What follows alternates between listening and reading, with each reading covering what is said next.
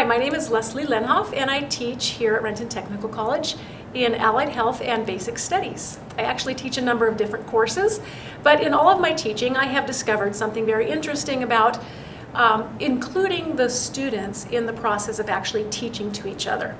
Now, when I first started experimenting with this, quite frankly, it was sort of like this picture right here. We would have, first of all, let me preface this by saying that we would have each group an assigned specific amount of information for which they were responsible to transmit to their classmates. They would be given a certain amount of time to prepare what they were going to teach to their classmates, and I would monitor around the room to make sure they were on task, and eventually we'd say, okay, time's up, it's group one, come on up, and let's go ahead and have you tell about your information. And so as you can see here, this is the before. You would have basically a group of 3 or more students come up, and primarily one person would be doing most of the talking. The others would just be standing there for moral support. Here's the interesting part. The other students in their groups, even though we told them, okay, it's time to focus and listen in to the other students, they would be over here really still focusing on what they were going to say when it was their turn.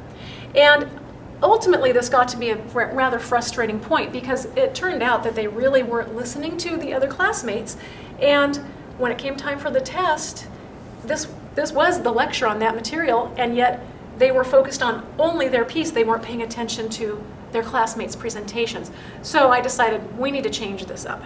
So I came up with a more interactive plan. And this is the after over here. And there are various variations on this, but you can see that here we have group presenting, and you have one who's speaking. The other one is adding into the information, not just standing there.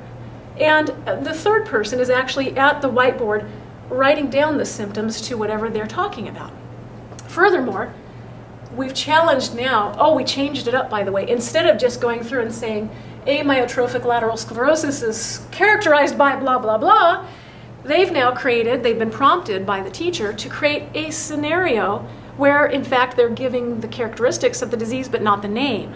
The other students in the class are supposed to try and figure out what this group is talking about. And so they're actively listening.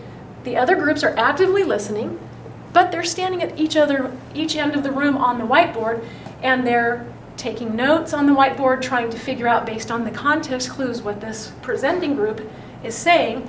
And it's more or less interactive and even a little bit competitive, and students really love it because whoever gets what the group is talking about first wins the prize, so to speak. So it's much more interactive. We get great feedback from this. Students really seem to respond well to this. They're all up standing at whiteboards. They're all listening actively.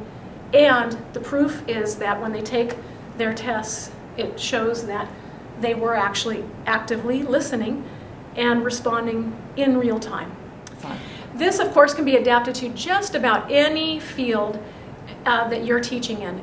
Almost every field that we teach in has vocabulary to some extent that has to be learned, memorized.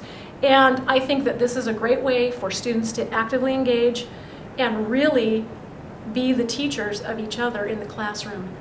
So that's my teaching tip for today.